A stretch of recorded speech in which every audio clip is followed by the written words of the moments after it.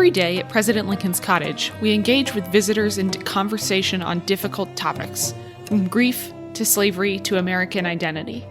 Visitors, young and old alike, come here from next door and from around the globe. And occasionally we get asked a question on a tour that stops us in our tracks, one we wish we could spend a half hour answering. Some of these questions on their face seem innocent or simple, but on a second look they contain a level of complexity that leaves us wanting to know more. Each episode will investigate a single real question a visitor asked us here. At President Lincoln's Cottage, we're storytellers, historians, and truth seekers. So we called on people whose expertise could speak to all the facets of these questions. I'm Callie Hawkins. And I'm Joan Cummins. This is Q&A. Come on down the rabbit hole with us. Let's take that half hour now. For this episode, we're looking into the question, if people saw that slavery was getting started, why didn't they stop it?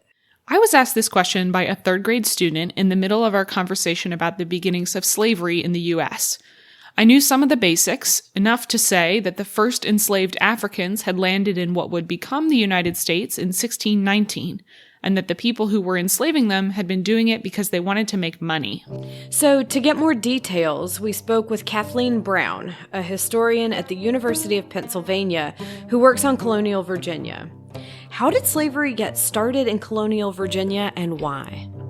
Slavery got started in colonial Virginia because a vessel carrying about 20 Africans ended up in Jamestown in 1619 without anyone necessarily having a long-term plan about them being there or what they would do when they were there.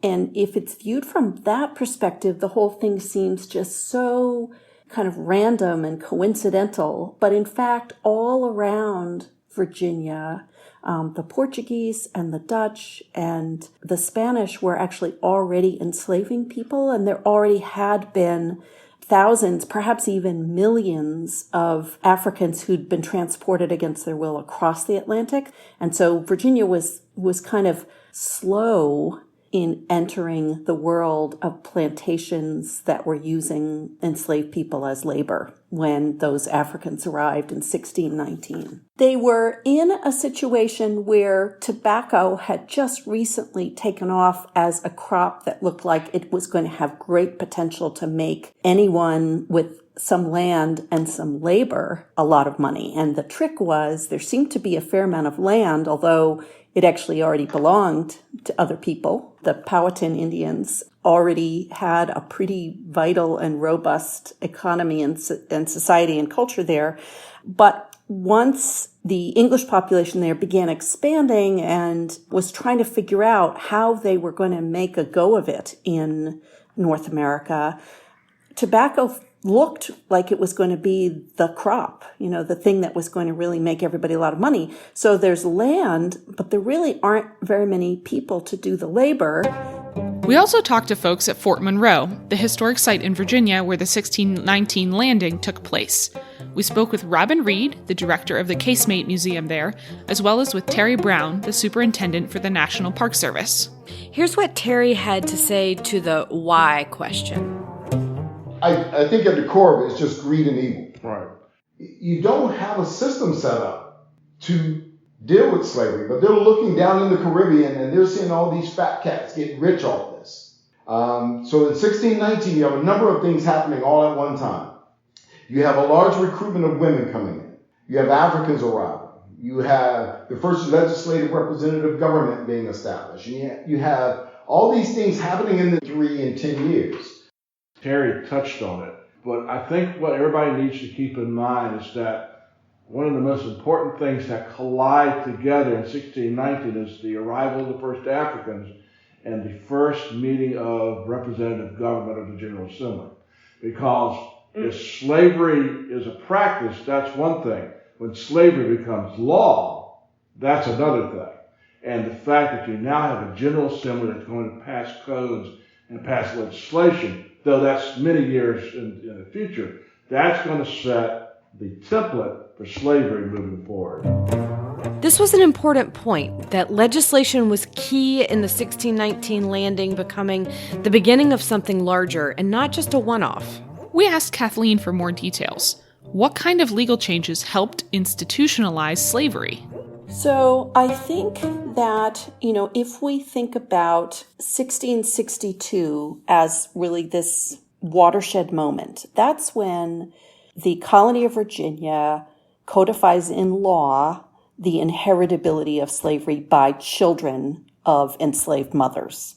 And so that 1662 moment is really an incredible moment because that's really the thing that means that you can be born a slave, right? You're a baby. All you did was be born, but you can end up a slave. It has nothing to do with being captured in war, not even anything to do with being sold. What about how the people back then were responding as they were watching it happen? Was anybody saying, this is not okay? There are a few Quakers who've actually seen slavery firsthand in Barbados, and they're really horrified by what they see, and they raise questions about not just the morality. I mean, we would like to see them saying things like, this is really terrible for the enslaved people, which they do say, but they tend to make the argument about the kind of long-term bad consequences for the world and for everyone of a system that's based on this kind of exploitation and kind of just carelessness about human beings and their suffering. But they're not necessarily, these very early Quakers, they're not necessarily opposed to the idea of African-descended people working for a long period of time. They just want them to do it happily and without violence. Then that's really what is motivating their vision of what it would mean to get rid of slavery. The other way to look at it is there are people in the 1770s and 1780s who come from families where they inherit a lot of wealth in the form of enslaved people who decide that slavery is evil and immoral, and they emancipate. So, there is also that issue of looking at a particular time period and saying, what's the range of possible responses to slavery? And even though most people don't go for that radical gesture, it's more than a gesture, it's a radical act, but some people did it. Terry agreed with Kathleen. I try to be very careful judging history with 21st century eyes. But even in that time period, there were people who were looking at this like, man, that is evil.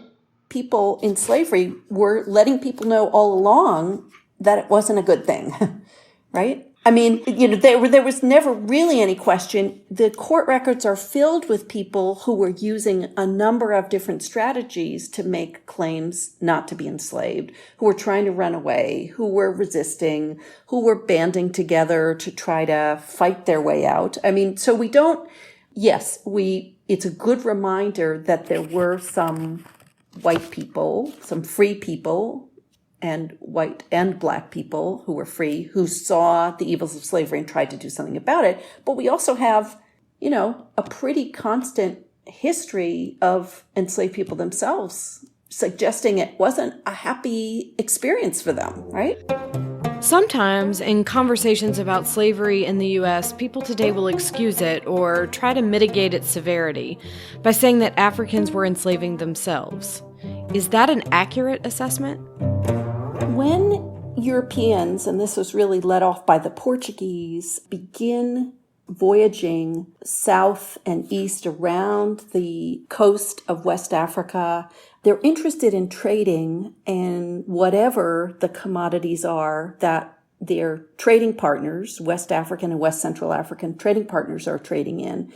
And it is true that they were interacting with people who already had a concept of slavery and had markets for slavery, but it was never true that any West or West Central African understood that slavery was something they did to their own people. Slavery was always something you did to outsiders.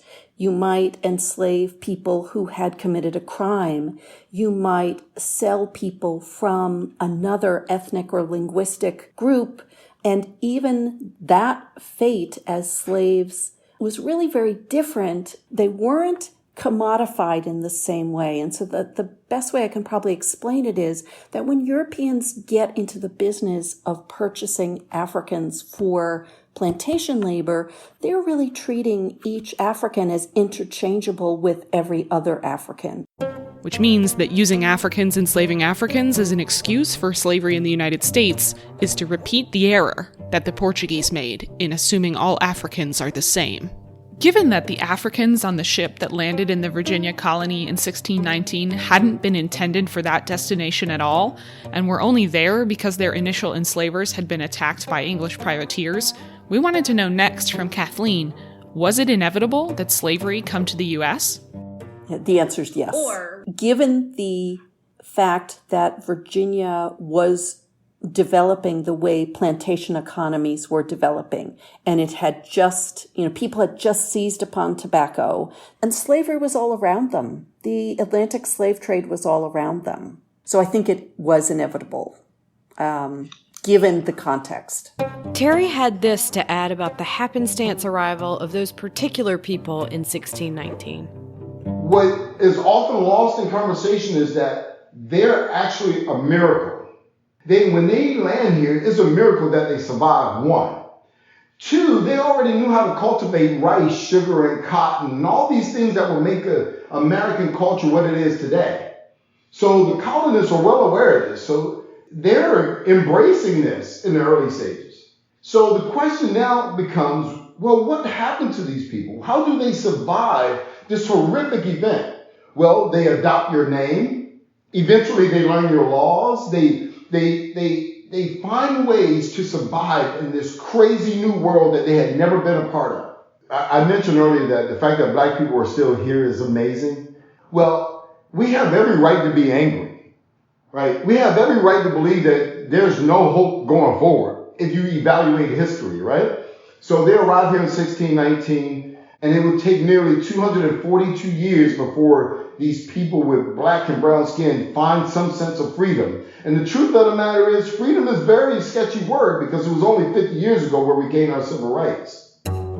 It became abundantly clear in our conversation with the folks at Fort Monroe that they take very seriously their responsibility to interpret the weight and the breadth of this African American history, and are working hard on the challenges of doing so in a space that many locals knew only as a military base for decades.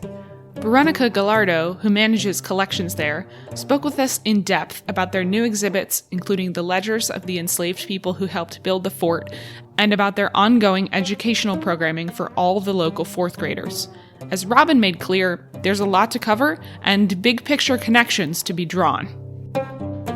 Fort Monroe, we've talked about this a lot between ourselves, that we have here the Ark of Freedom. First arrival in 1619 of Africans. We have the contraband decision in 1861, which some people feel was the beginning of the end of slavery. And then take that all the way up to the election of the first African-American president, Barack Obama, who his first use of the Antiquities Act was declare Fort Monroe a national monument. So the whole story is right here.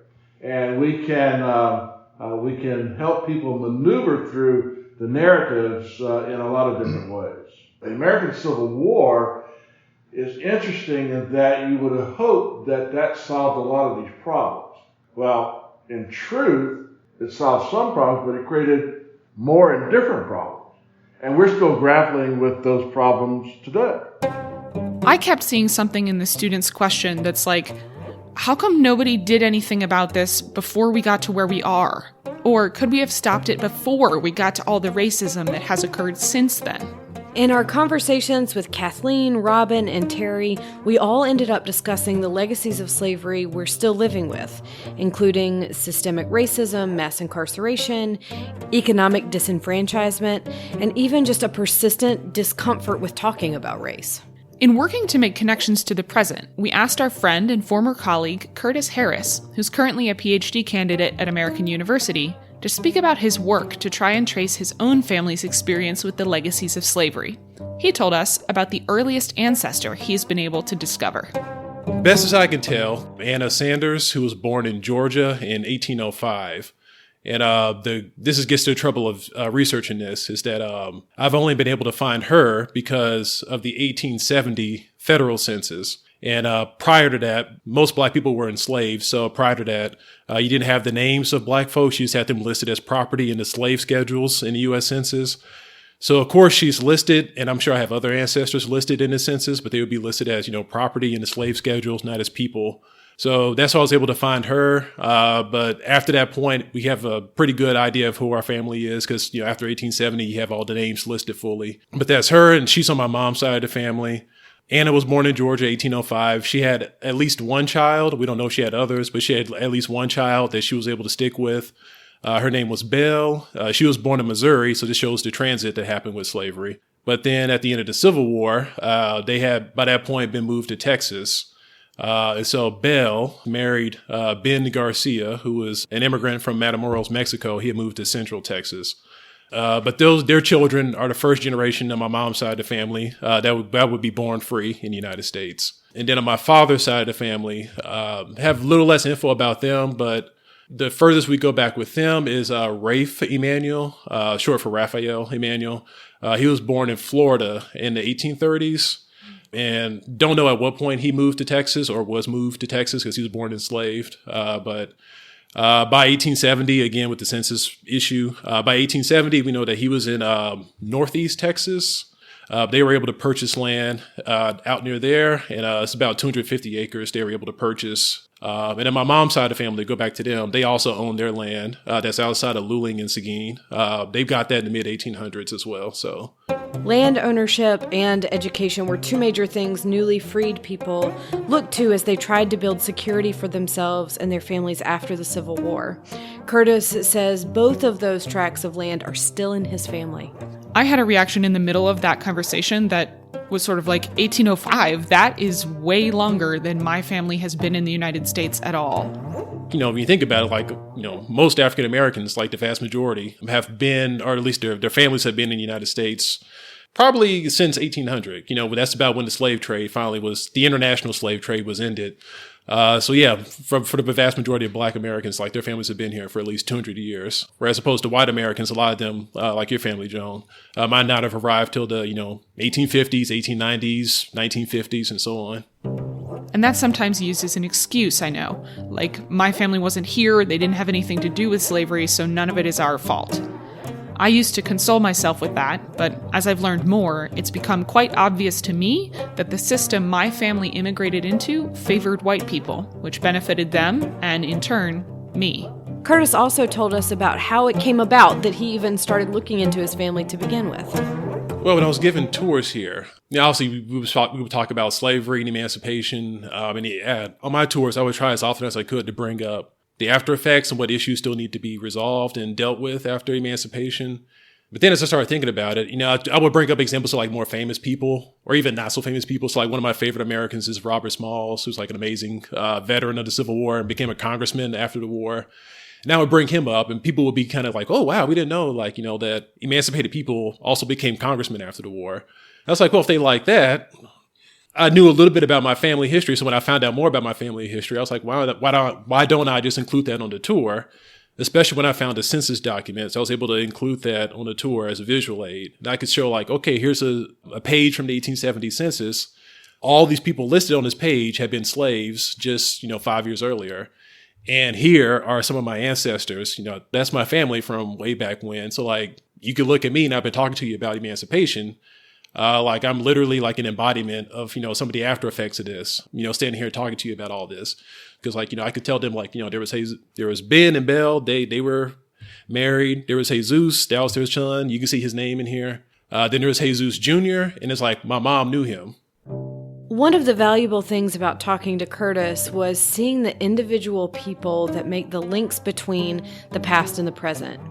She knew him, and he knew them, and everyone today is descended from somebody who was directly around then, whether you know the details of their story or not. As Curtis said, history is as distant or as close as you decide to make it. That's where it gets complicated and interesting. He also shared with us a family story that illustrated the complicated intersections between oppressions.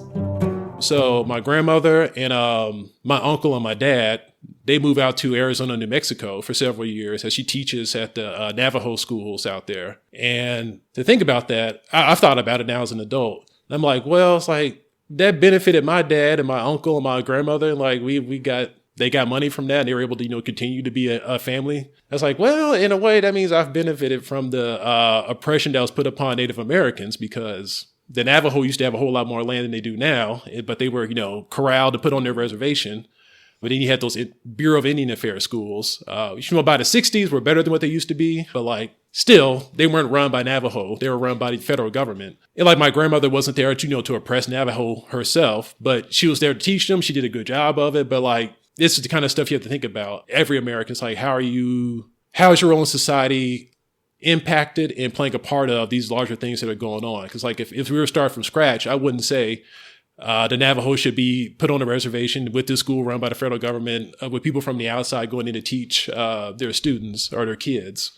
It's complex. You have to make the best of a bad situation. What was my grandma supposed to do in segregated Texas? Wait around forever for a job that might not come, or go to this reservation and get that job and make the best of it.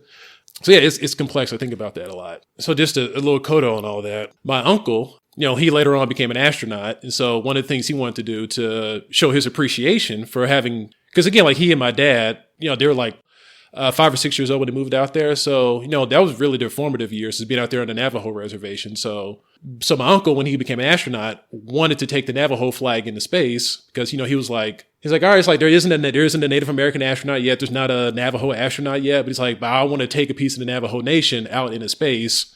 And he got the blessing from the folks at the Navajo reservation. They blessed the flag. They took it out of space with the shuttle. They brought it back, and now it's in the Navajo Nation Museum. So it's that kind of stuff that I try to keep in mind, how we were able to benefit from what those folks did and want to show our appreciation back to them.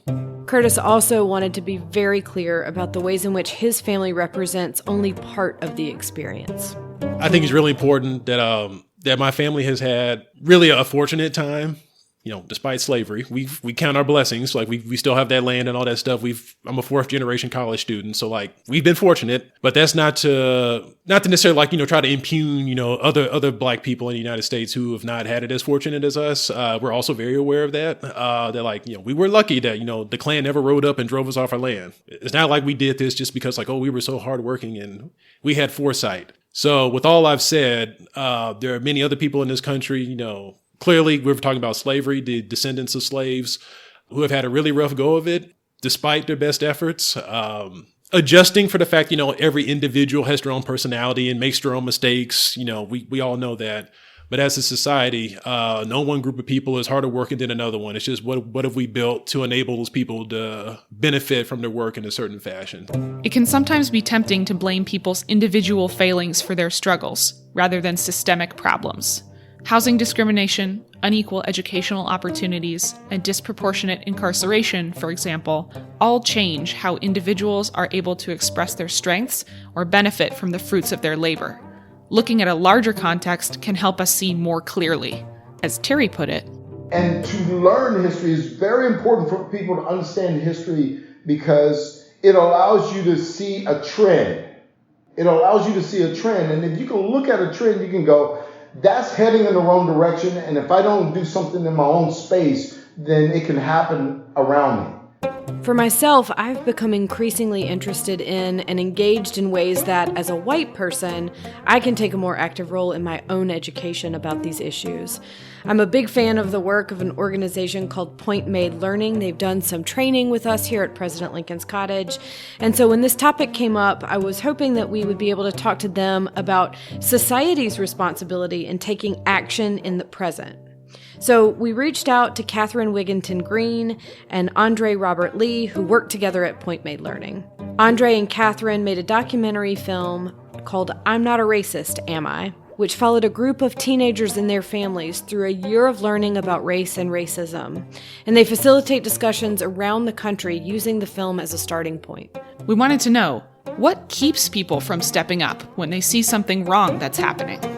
One of the things we talked about is context and situations really matter, of course. So I think a lot of times what can keep us from standing up or speaking up is fear of people not liking us, of rocking the boat in a given situation. We are so well trained, whether it's been implicitly or explicitly, to maintain peace and order in situations. Like fear of just rocking the boat can really keep us from speaking up and standing up because we don't want to be seen as this troublemaker. That's fear. That's sometimes just protecting ourselves.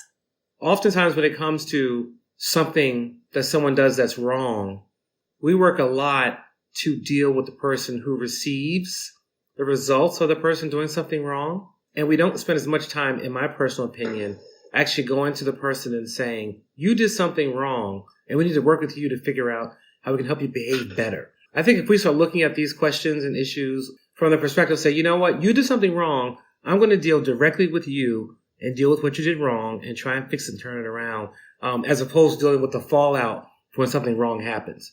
It strikes me that in all of the conversations we've had for this episode, the word or the idea of fear keeps coming up. The fear of losing something, perhaps. And that got me thinking, what can we do to counter that fear? One way to counter that impulse of folks fearing that they're going to lose something by standing up and challenging is to let people know that this isn't a zero-sum game. When we say, hey, I want to fight for and I want to interrupt inequity, I want to interrupt racism, it doesn't mean that you will lose all that you have.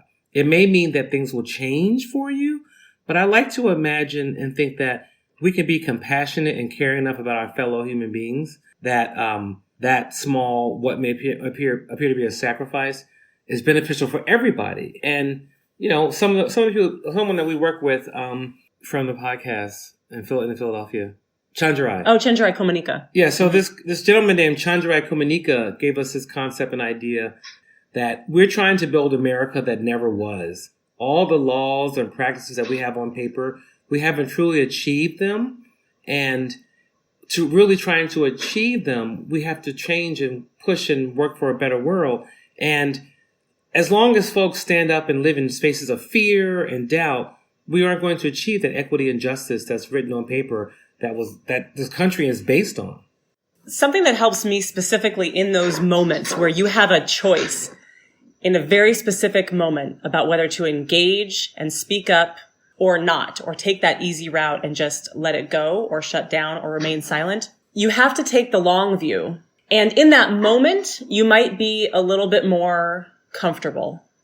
But long term, you will be so much more proud of yourself and who you are and what you have done in your life if you grasp those moments and you take them on and you actually speak up. I mean, I think about that sometimes with this work, and I think about it specifically with my own children, is what do I want to tell them and pass on to them about what I did and how I chose to interact and engage and fight against injustice. And I don't want to tell them that I was too scared in all these different moments. I want to be able to let them know that I did the right thing and stood up for what was right. It requires failing a little bit and getting back up. You're going to make mistakes. It's going to be hard, but it doesn't mean that you shouldn't try. So there's 400 years of oppression and 400 years of people trying to do something about it. How do we grapple with that? Which of those wins out? How do we understand the weight of all of that history? Neither one ever wins, you can say, like defeats the other one. They're just in tension with each other. So like we've talked about, after the Civil War, the Freed people are like, we want education, so let's found these schools. And of course, what eventually happens is they still have their schools, but they become, separate but equal. That's the tension. It's like, okay, we get our schools, but then you segregate them and give us inferior product or inferior books and everything else with the school. Nothing's ever finished. So you always got to keep it up, got to keep working towards this. You have to have that determination to make sure that whatever gains were made are kept up and are still progressed even further. So where can we look for hope in the face of what can seem like an impossible problem? I find hope in the fact that a student is verbalizing that they're struggling with the concept. Because I really feel when I heard the little bit that I studied in elementary school and middle school and high school, I didn't feel brave enough. I didn't feel that I had the right to really ask the question that you mentioned the student just asked. I just kind of shut tight-lipped and thought, well, this is wrong. But I didn't step forward and say it out loud. The fact that a student will step forward and say, wait a minute, this is wrong. It makes like a tiny baby step, but it's a step. I'd like to add something as well to kind of just amplify and add on to what Andre is saying, because it is really easy to get discouraged. And I would not be truthful if I were to say that there aren't days where I am completely discouraged myself, So here's what I think, though. If you think about, Andre mentioned 1619. If you think about 1619 to 1865, that's 246 years that it took for us to officially, on paper, at least, make the steps towards ending that institution of slavery, at least in that current form of chattel slavery.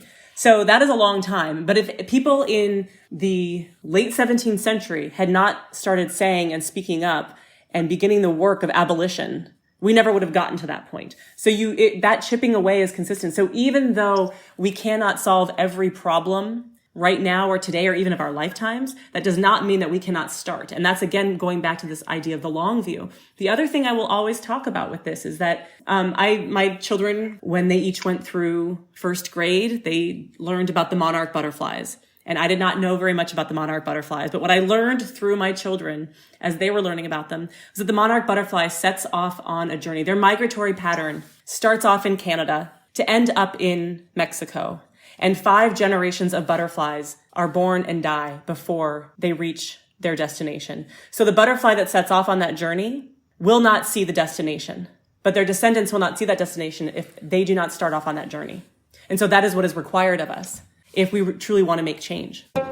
For a long time, I saw Lincoln and his work to create the proclamation as an example of this, of getting started on something even though you were pretty sure you weren't going to see the end, or starting the work even though you couldn't completely solve the problem. At the moment, sometimes I feel like that is enough, and that is where we all should be starting, and other times I feel like it's not. I was thinking about hope in relationship to this question, because hope is the feeling of moving forward even though your effort seems impossible. I think hope and fear are intertwined with each other, and we'll have to carry our fear that we won't succeed with us if we hope to make a difference. Over the Thanksgiving holiday, my 10-year-old nephew asked me, "What will your Lifetime Achievement Award be for, Aunt Callie?" And I didn't have a good enough answer for him.